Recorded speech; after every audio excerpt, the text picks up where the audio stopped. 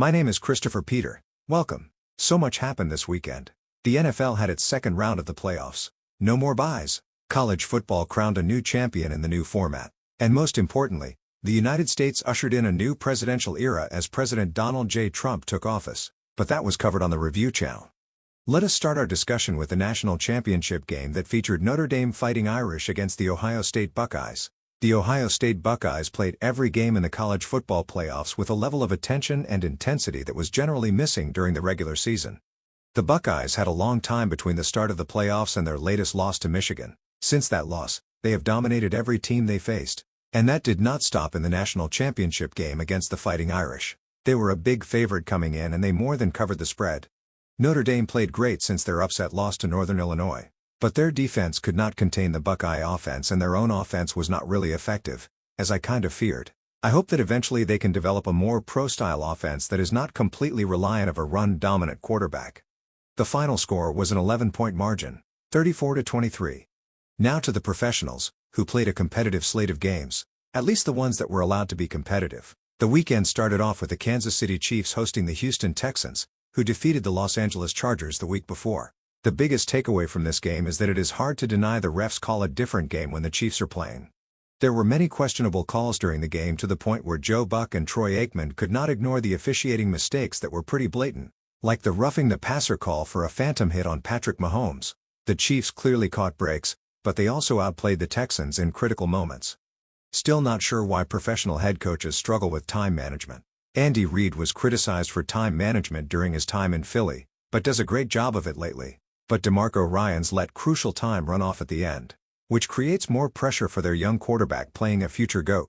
Travis Kelce came up with clutch catches when needed, but the officiating helps perpetuate the stereotype that has hung over Chiefs all season long. When you win, the benefit of the doubt goes your way, I guess. There is not really an effort to make the right call is the appearance this gave fans. Overall, the refs have to be better and more consistent. That was really evident in this game.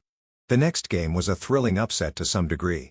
The Detroit Lions hosted their first ever playoff game as a top seed in the Super Bowl era. The upstart Washington Commanders with a new head coach and rookie quarterback played like the veteran team in a game where the defenses did little to impede the offenses.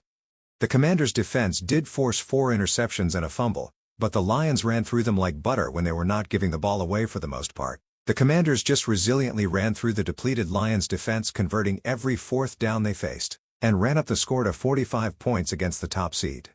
The Commanders made it back to a conference championship before the Cowboys did, by the way. The Lions could not outrun their injury-plagued roster when it mattered most, despite getting David Montgomery and Alex Anzalone back. Was this the last run for the Lions? Offensive coordinator Ben Johnson accepted the head coaching job in Chicago.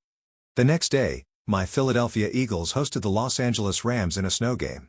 Not many people like snow games, but I am a big fan of bad weather games. Makes for interesting football and really tests a team's ability and resolve. Another game against the Rams was another showing out for star running back Saquon Barkley. The Eagles came out throwing the ball before Jalen Hurts broke a 40-yard run to the end zone. The Rams showed their resiliency and kept the game close, but the Eagles found a way to control the game and get points when needed. And Barkley broke not one but 2 home run touchdown runs, one being 60-some yards and then a 78-yard run in the 4th. But the Rams were able to keep it close by reducing the 2-score lead to 6 points. The Rams were helped by 2 missed extra points by Eagles' usually reliable kicker and Jake Elliott, one being well before the snow began falling. But he did make 2 clutch field goals in the snow. The Eagles were helped out by 2 fumbles. The final score was 28-22. But the Eagles will need to find their inner passing excellence when they host the Washington Commanders, and hopefully there are no issues with Jalen Hurts, who suffered a knee injury, but stayed in the game. Hope Quinyon Mitchell is able to return next week as well. The final playoff game was the Baltimore Ravens heading up to Buffalo to take on the Bills.